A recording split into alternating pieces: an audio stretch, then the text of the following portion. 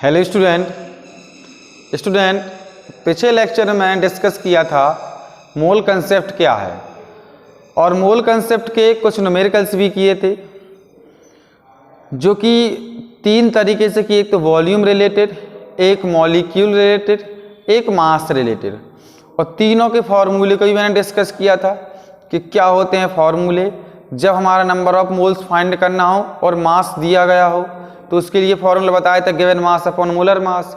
दूसरी चीज़ मैंने आपको ये बताई थी जब आपको वॉल्यूम दिया गया हो, है ना, या वॉल्यूम फाइंड करना हो या वॉल्यूम गिवन हो, तो नंबर ऑफ मोल्स का फॉर्मूला था वॉल्यूम अपॉन 22/4 लीटर।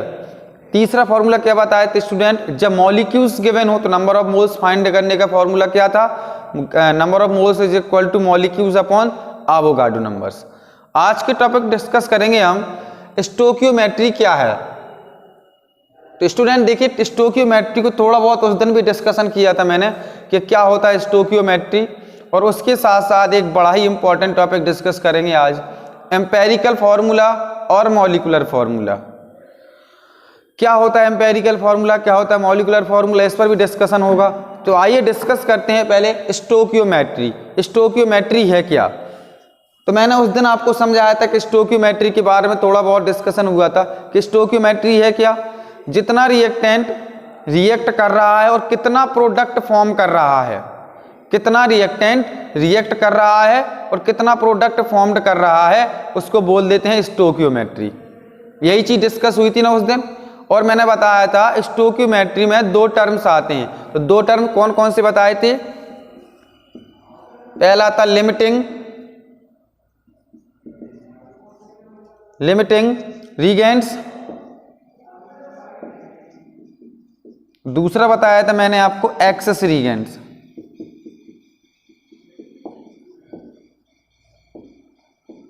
है ना, यही बताया था, लिमिटिंग रिएजेंट्स और एक्सेस रिएजेंट्स। लिमिटिंग रिएजेंट्स का मतलब क्या है और एक्सेस रिएजेंट्स का मतलब क्या है, अभी इनको हम सीखेंगे किस तरीके से फाइंड करते हैं, उसके स्टेप भी लिखेंगे। तो लिमिटिंग रिएजेंट्स का मतलब, जैसे सपोज करो मैंने उस दिन बताया था एक रिएक्शन कर रहा हूं मैं, एक रिएक्शन मैंने A+B वाली रिएक्शन की और उस रिएक्शन में देखा कि हमारा जो प्रोडक्ट बन रहा है वो क्या बन रहा है, AB। अब भाई देखिए, कोई एक चीज तो पूरी तरीके से यूज हो गई होगी ना। सपोज करो हम जब कंपाउंड्स बना रहे हैं, जब रिएक्शन कर रहे हैं, तो उस रिएक्शन के दौरान B पूरा यूज हो गया। सपोज कर लो, अभी सपोज किया कि B पूरा यूज हो गया है। अगर B पूरा यूज हो गया है तो B क्या बन गया है, लिमिटिंग रिएजेंट्स, और जो बचा है उसको क्या बोल देते हैं, access reagents.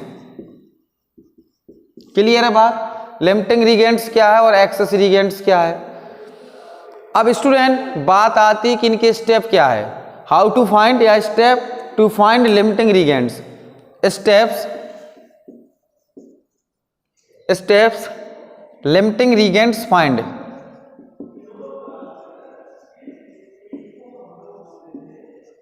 Limiting reagent find कैसे फाइंड करते हैं? तो देखिए पहले फर्स्ट स्टेप क्या होगा उसका। फर्स्ट स्टेप ये कहता है, पहले तो आप रिएक्टेंट और प्रोडक्ट के नंबर ऑफ मोल्स निकाल लीजिए। क्या बात के लिए फर्स्ट स्टेप कि रिएक्टेंट और प्रोडक्ट के नंबर ऑफ मोल्स निकाल लीजिए। देखिए भाई, नंबर ऑफ मोल्स के यूजेस में, इस वजह से मैंने मोल कॉन्सेप्ट में नंबर ऑफ मोल्स को बहुत अच्छे से डिस्कशन किया है। तो पहले आप क्या करें, नंबर ऑफ मोल्स निकाल लें रिएक्टेंट और प्रोडक्ट के। फिर इसके बाद सेकंड स्टेप में जो रिएक्शन कह रही है, अकॉर्डिंग टू रिएक्शन कितने मोल्स बन रहे हैं, मतलब ये है नंबर ऑफ मोल्स निकालना है। निकालने से पहले हमें रिएक्शन को बैलेंस भी करना है। रिएक्शन बैलेंस होना बहुत जरूरी है। अगर रिएक्शन बैलेंस नहीं है, अदरवाइज तो आप उसको कभी फाइंड ही नहीं कर सकते। तो इसके स्टेप में लिखता हूं, फर्स्ट स्टेप होगा इसका, स्टेप फर्स्ट होगा number of moles of reactant and product. Second step है टू आइडेंटिफाई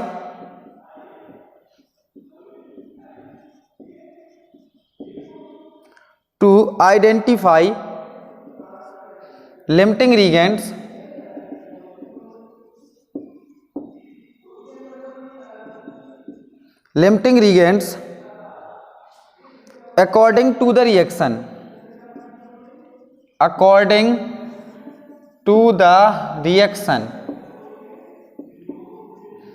थर्ड स्टेप है टू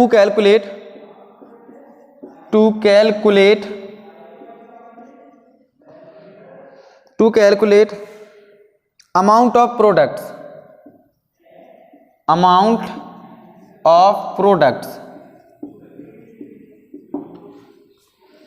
और रिएक्शन को बैलेंस करना तो आपको बहुत ज़रूरी है। पहले तो आप रिएक्शन को बैलेंस करें, फिर सारी चीज़ें कैलकुलेट कर सकते हैं। तो मैंने क्या बताया, number of moles of reactant and product, आप नंबर ऑफ मोल्स निकालें पहले रिएक्टेंट की और प्रोडक्ट की। Second point to identify limiting reagents according to the reaction. According to the reaction का मतलब क्या है इधर कि रिएक्शन को बैलेंस करें। फिर आप जो रिएक्शन है तो उसके थ्रू हम लिमिटिंग रिएगेंट्स को आसानी से कैलकुलेट कर सकते हैं। नेक्स्ट है to calculate amount of products. फिर इसके बाद अमाउंट ऑफ प्रोडक्ट्स कैसे कैलकुलेट करेंगे तो भी चीज़ अभी हम सीखेंगे किस तरीके से अमाउंट ऑफ प्रोडक्ट्स कैलकुलेट करते हैं। अगर इतना नोट हो गया है इतना तो आप इसको जल्दी से स्क्रीनशॉट ले लीजिए, इतना समझ में आ गया हो। फिर इसके बाद नेक्स्ट बात कर लेते हैं हम कि किस तरीके से इन सब चीज़ों को कैलकुलेट करेंगे। नोट डाउन जल्दी से, साफ कर दूं। चलिए भाई, लिमिटिंग रिएगेंट्स, एक्सेस रिएगेंट्स। लिमिटिंग क्या कहलाता है, जो केमिकल रिएक्शन के दौरान पूरा का पूरा यूज हो जाए तो वो कहलाता है लिमिटिंग रिएगेंट्स। जो यूज ना हो उसे कहते हैं एक्सेस रिएगेंट्स। चलिए भाई क्वेश्चन देखते हैं अब। तो क्वेश्चन के थ्रू और अच्छे समझ में आएगा। 2 4 6 क्वेश्चन कर लेते हैं इसका। फर्स्ट क्वेश्चन मैं लेके आया हूं, question number first. 50 gram of N2 and 10 gram of hydrogen gas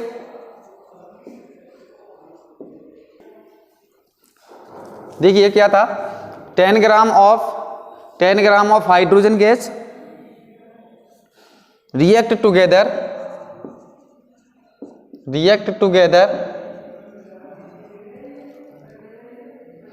to produce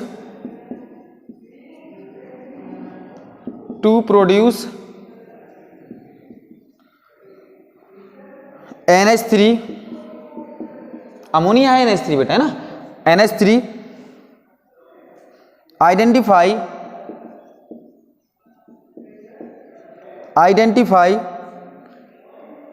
limiting रिएगेंट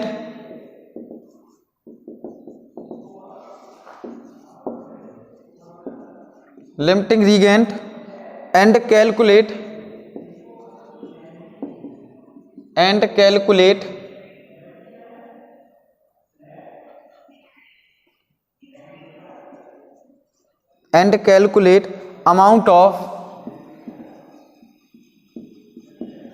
amount of NH3 formed। देखिए बेटा आप क्वेश्चन में क्या कह रहा है, 50 gram of N2 and 10 gram of H2 जब आपस में कंबाइंस होती हैं तो प्रोड्यूस करती है अमोनिया। आइडेंटिफाई लिमिटिंग रिएगेंट्स, हमें पता करना है इसमें लिमिटिंग रिएगेंट्स कौन सा था, है ना। ऐसे तो आप आइडेंटिफाई नहीं कर पाओगे, वैसे देखने से तो लग रहा है ना, वैसे ना 50 ग्राम ऑफ N2 है और 10 ग्राम ऑफ H2 है, तो जाहिर सी बात है कि H2 क्या हो गया, लिमिटिंग रिएगेंट्स हो गया है। कभी कभी इसमें आइडेंटिफाई ऐसे नहीं कर पाते हैं बच्चे, थोड़ा सा उसको कैलकुलेट करेंगे तो अच्छे से आइडेंटिफाई कर सकते हैं आप। तो समझे, पहले तो रिएक्शन लिखेंगे। फर्स्ट स्टेप क्या है, हमें नंबर ऑफ मोल्स फाइंड करने हैं, किसके, रिएक्टेंट और प्रोडक्ट के। तो पहले रिएक्टेंट के ही नंबर ऑफ मोल्स निकाल लेंगे, पहले इससे पहले रिएक्शन लिखें। देखिए मैं सॉल्व कर रहा हूं, देखिए यहां से बेटा, तो क्या बनेगा हमारा N2 प्लस H2 मिल रहा है, तो आपको रिएक्शन की हुई है N2 प्लस H2 दे गिव्स NH3। अच्छा, अब इसको बैलेंस करना पड़ेगा आपको, बैलेंस नहीं करेंगे तो आप इसको आसानी से कैलकुलेट नहीं कर सकते। तो आपका पता है कि N2 प्लस 3H2 आएगा इधर और 2NH3 आ जाएगा। ये होती है रिएक्शन पूरी की पूरी। ये भी एक कैटेलिकल कैटालिस्ट है, कोई सा कैटालिस्ट का यूज भी करते हैं ताकि ये रिएक्शन बहुत स्लो रिएक्शन और फास्ट रिएक्शन हो सके। तो बेटा देखें यहाँ से अब अगर हम इसके नंबर ऑफ मोल्स निकालें, सबके नंबर ऑफ मोल्स निकालना बता रहा हूँ यहाँ पर मैं, number of moles of N2, तो नाइट्रोजन के नंबर ऑफ मोल्स निकालें तो क्या निकलेगा भैया, यहाँ से गिवन मास कितना है 50 अपॉन इसका मास कितना होता है N2 का, इसका होता है 14, N का 2 मॉलिक्यूल से 28, इसको डिवाइड जल्दी कितना आता है, इससे 2 से कट रहा है 25, 2 से कट रहा है 14, 2 से अब नहीं कटेगा, इसका डिवाइड दे दीजिए। ठीक है 1.78, इतना आ रहा है क्या मोल्स, 1.78 ही आ रहे हैं। चलिए इतने ही आ रहे होंगे, कैलकुलेट कर लेना आप, इतने मोल्स आ गए हैं। एक किसके हैं N2 के। अब मैं नंबर ऑफ मोल्स निकालता हूँ H2 के। Number of moles of H2, तो गिवन मास कितना है H2 का 10 ग्राम अपॉन मोलर मास कितना होता है इसका 2, इसको कट किया तो बन गया 5 मोल्स, इसके 5 मोल्स आ रहे हैं। यहाँ से देखिएगा इसके 1.78 मोल्स, इसके आ रहे हैं 5 मोल्स। तो अभी यहाँ तो पता नहीं चल रहा है, अब यहाँ इसको बैलेंस करें। अब यहाँ देखिए आप कि जब 1 mole of N2, 1 mole of N2 के रिक्वायरमेंट है कितने 3 मोल्स ऑफ H2 की, ये बात समझिए अच्छे से। 1 मोल ऑफ N2 को रिक्वायर है 3 मोल ऑफ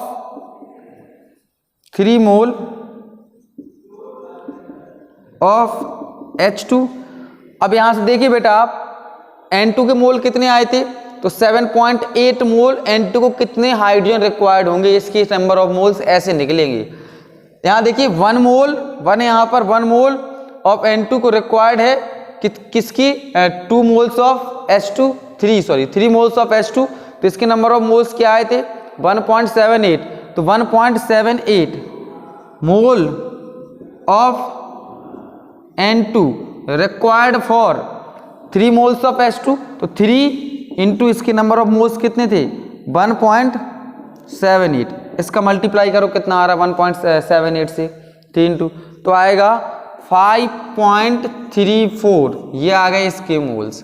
अब भाई देखें आप यहाँ से, तो नाइट्रोजन के मोल्स कितने थे 1.78, हाइड्रोजन के मोल्स कितने आ गए, हाइड्रोजन के मोल्स देखिए यहाँ पर नाइट्रोजन के मोल्स सॉरी कितने आए नाइट्रोजन के मोल्स 5.34, तो नाइट्रोजन के ज़्यादा मोल्स हैं, हाइड्रोजन के मोल्स कितने आए हैं 5 मोल्स, नाइट्रोजन के मोल्स कितने आ गए हैं 5.34, तो कौन सा लिमिटिंग हुआ, जाहिर सी बात है हाइड्रोजन, क्योंकि हाइड्रोजन के 5 मोल्स है और इसके 5.34, तो हाइड्रोजन हो गया हमारा लिमिटिंग रिएजेंट्स। क्या इतनी बात क्लियर है, लिमिटिंग रिएजेंट्स कौन हुआ हाइड्रोजन। अच्छा इसके बाद सेकंड पार्ट उसमें क्या पूछा है, and calculate the amount of ammonia formed, calculate the ammonia formed. अब यहां देखो 3 moles of H2, second part यहां सॉल्व कर रहा हूं मैं, सेकंड पार्ट इसी का 3 मोल्स ऑफ H2 मिलके 2 मोल्स ऑफ अमोनिया बना रहे हैं। यहां देखो 3 मोल ऑफ H2 पूरा यूज हो रहा है ना H2, क्योंकि लिमिटिंग है ये पूरा यूज हो रहा, तो ये मिलकर क्या बना रहा है 2 मोल्स ऑफ NH3। अब भैया इसको देखिएगा, अब अगर इसका 1 मोल की बात करें कि 1 मोल ऑफ H2 कितना होगा 2/3 है ना, 2/3 हो जाएगा। अब किसकी बात हो रही है, H2 कितने मोल्स आए हैं 5, तो 5 मोल्स कितना करेंगे 5 मोल ऑफ H2, तो क्या हो जाएगा 2 इंटू 5/3 यानी कि 10/3, इसको कट कर लें 3.33, ये आ गए 3.33 मोल, ये आ गए हमारे अमाउंट ऑफ अमोनिया के मोल्स। क्या क्वेश्चन क्लियर हुआ है, अच्छे से क्लियर हुआ है। एक बार फिर सुन लीजिए आप कैसे नंबर ऑफ मोल्स निकालने हैं। तो नंबर ऑफ मोल्स निकालने के लिए पहले तो आपको बैलेंस रिएक्शन लिखी आपने, बैलेंस रिएक्शन लिखने के बाद नंबर ऑफ मोल्स निकाल लिए मैंने N2 के, और नंबर ऑफ मोल्स N2 के निकालने के बाद नंबर ऑफ मोल्स निकाल लिए H2 के, इसके 5 मोल्स, इसके 1.78। अब यहाँ से तो आइडेंटिफाई नहीं कर सकते हैं क्योंकि रिएक्शन बैलेंस है, 1 मोल से 3 मोल्स मिल रहे हैं, तो यहाँ देखिए 1 मोल ऑफ N2 में 3 मोल्स ऑफ H2 यूज हो रहे हैं। अब यहाँ पर 1.7 मोल्स ऑफ N2 जब हम यहाँ पर यूज करेंगे तो कितने मोल्स ऑफ N2 के बनेंगे 5.3 मोल्स, ये बन गए 5.3 मोल्स ऑफ N2 आ गया है। इसके बाद सेकंड नंबर पे किसके बारे में पूछा था, उसने कहा कि आपको कैलकुलेट करना है अमोनिया का अमाउंट।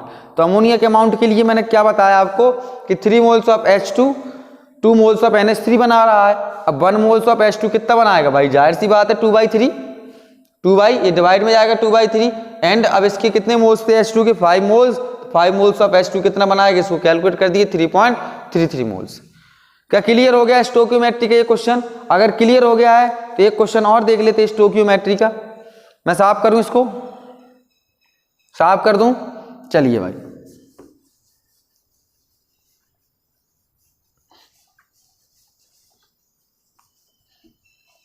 इसको भी साफ कर दे रहा हूं, क्वेश्चन बताते हैं एक दो और अभी।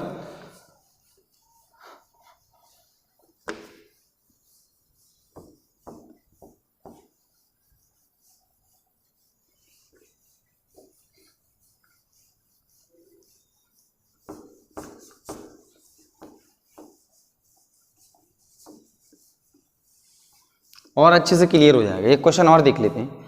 एक क्वेश्चन है if 16 gram of methane, question number second, if 16 gram of methane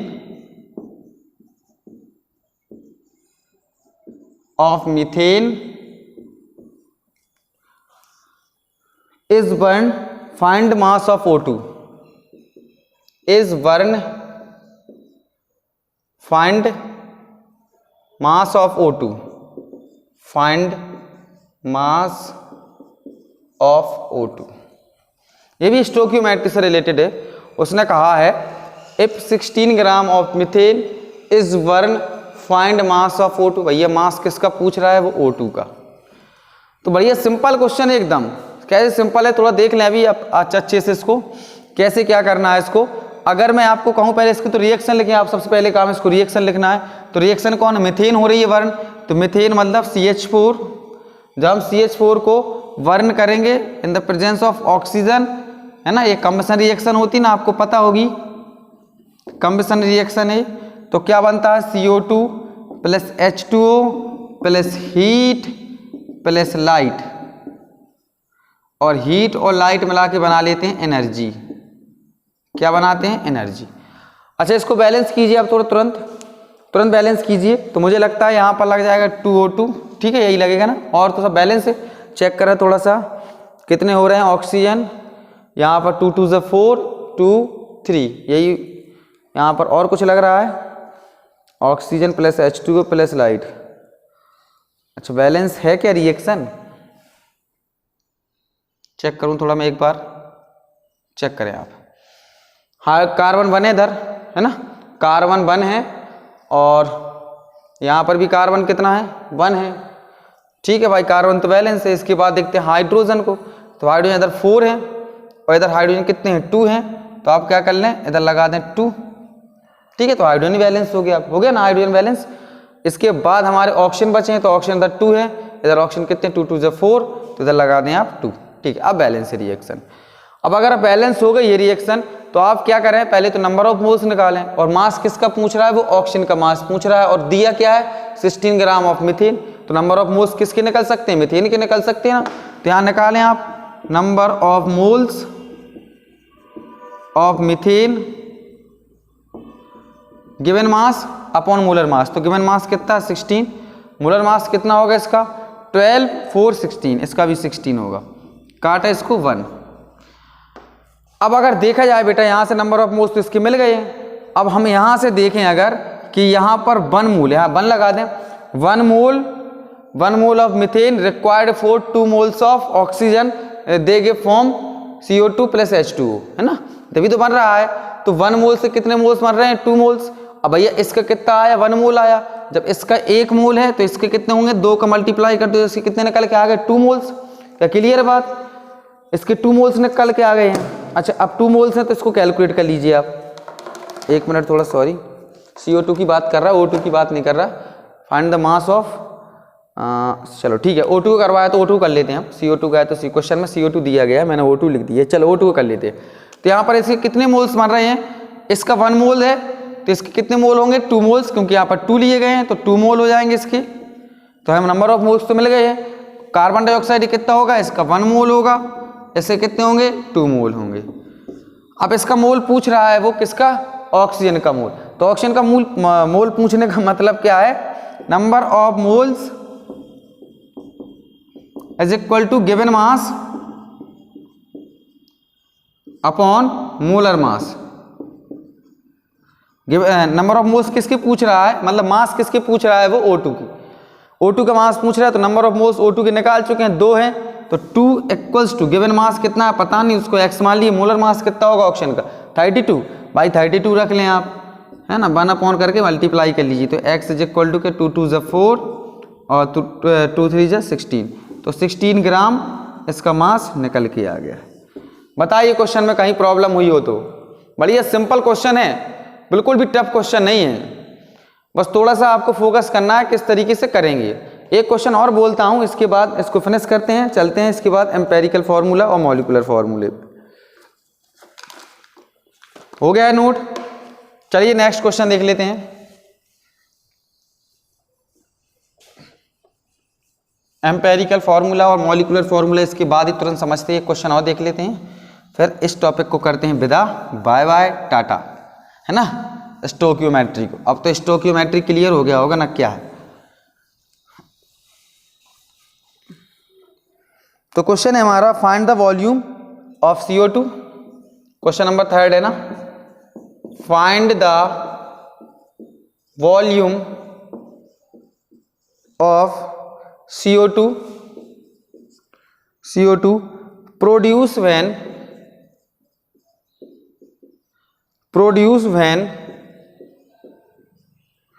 50 gram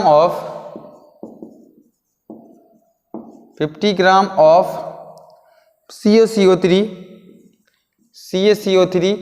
is heated, clear. अच्छा, अब क्या कह रहा है, find the volume of CO2, भैया वॉल्यूम पूछ रहा है, तो वॉल्यूम के बारे में नंबर ऑफ मोल्स और वॉल्यूम में रिलेशन क्या था मैंने बताया था आपको, है ना। तो यहाँ से देखें, find the volume of the CO2 produce when the 50 gram of CaCO3 is heated. अब हमें क्या करना है, CaCO3 को हीट करना है, तो रिएक्शन पहले क्या बनेगी, CaCO3, अब इसको हीट कर दिया, अभी आपने 10th क्लास में रिएक्शन पढ़ी होगी, जब इसको हीट करते तो हीट का मतलब क्या है, डिकम्पोजिशन रिएक्शन। तो क्या बन के आ रहा था, CaO, और क्या बन के आ रहा था, CO2, है ना, CaO प्लस CO2, यही 2 चीजें बन के आ रही थी ना। अब उसने कहा है कि find the volume of CO2, भैया इसका वॉल्यूम पता करना है हमें, तो रिएक्शन को बैलेंस करें, पहले C1 है, C1 है, Ca1 है, Ca1 है, यहाँ पर ऑक्सीजन कितने 3 बैलेंस है पूरी रिएक्शन। अब इसके हमें क्या दिया गया, 50 ग्राम दिया गया, तो इसके नंबर ऑफ मोल्स निकाल सकते हैं, तो यहाँ से निकालें आप number of moles of CaCO3, तो गिवन मास अपॉन मोलर मास, गिवन मास कितना है 50 अपॉन मोलर मास कितना आएगा, कैल्शियम कार्बोनेट का मुझे लगता है 100 होता है, इसका 40, इसका 12, 64, सही है, 100 ही होता है ना। इसको रखेंगे 100, इसको कट करेंगे तो क्या आएगा 0.5, ये मोल्स आ गए। तो यहाँ पर देखिएगा, इसके 1 मोल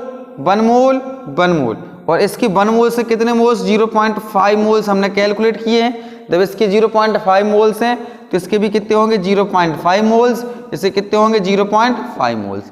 अब मोल्स मिल चुके हैं, अब आपको वॉल्यूम निकालना है, तो बहुत आसान है, देखिएगा number of moles equals to होता है, number of moles is equal to होता है वॉल्यूम अपॉन 22.4 लीटर। ये फाइंड करना है, नंबर ऑफ मोल्स कितने मिल गए हैं 0.4, 0.5 इक्वल्स टू, इसको फाइंड x 22/4, भैया इसका कैलकुलेशन करना, तो x is equal to 11.2 litre ही आएगा, ये वॉल्यूम निकल के आ गया है। कैलकुलेट कर लेंगे ना आप, है ना, आसान है। नेक्स्ट चलते हैं टॉपिक पर, इसको जल्दी से नोट करें और बात कर लेते हैं एम्पेरिकल फार्मूला और मॉलिक्यूलर फार्मूले की। नोट हो गया है, 1 मिनट बस। एम्पेरिकल फार्मूला और मॉलिक्यूलर फार्मूला,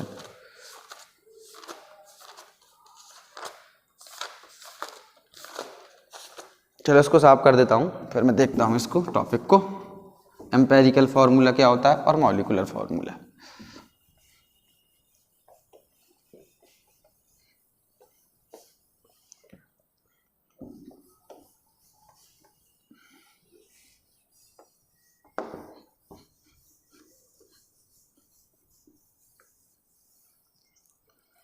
तो हेडिंग लगा लेंगे आप empirical formula and molecular formula. इसकी डेफिनेशन लिख दे रहा हूं मैं, empirical formula and molecular formula.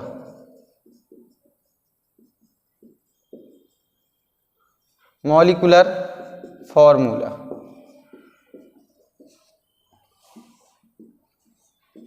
देखिए बेटा क्या क्या क्या चीज़ होती है एम्पेरिकल फार्मूला और क्या होता है मॉलिक्यूलर फार्मूला। तो जैसे मैं मॉलिक्यूलर फार्मूले की बात करूं, मॉलिक्यूलर फार्मूला, तो मॉलिक्यूलर फार्मूला और एम्पेरिकल फार्मूला में कितना फर्क है अभी निकल के आ जाएगा। एम्पेरिकल फार्मूला, अच्छा तो स्टूडेंट मॉलिक्यूलर फार्मूला क्या होता है, जो हमारे कंपाउंड्स हैं किस तरीके से अरेंजमेंट, कंपाउंड्स मतलब जो किस तरीके से मॉलिक्यूल अरेंजमेंट है पूरी तरीके से, उसको बोल देते हैं हम मॉलिक्यूलर फार्मूला। जैसे मॉलिक्यूलर फार्मूला की बात कर लूँ मैं, एक एग्जाम्पल लिखते हुए समझे। जैसे हमने ले लिया, इसमें इसकी डेफिनेशन लिख दूं क्या मैं, चलिए डेफिनेशन लिख देता हूं दोनों की तो और क्लियर हो जाएगा। It is the actual formula, it is the actual formula of a compound,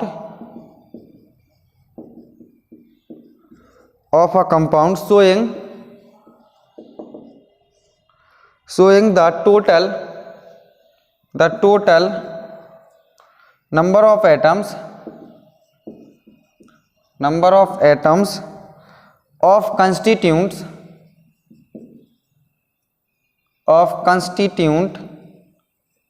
elements।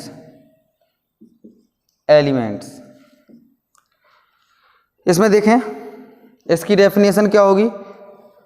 It is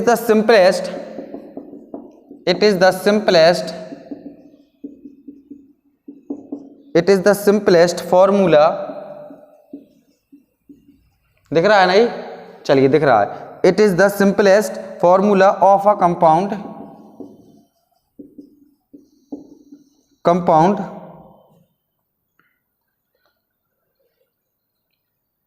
giving simplest whole number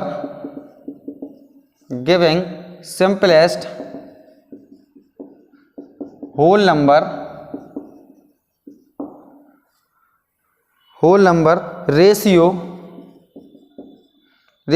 to atom present in one molecule,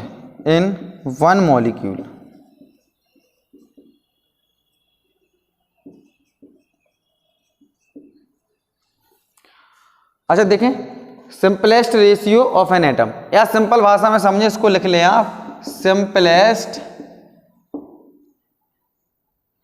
simplest ratio of an atom, ये बात भी याद रख लें आप।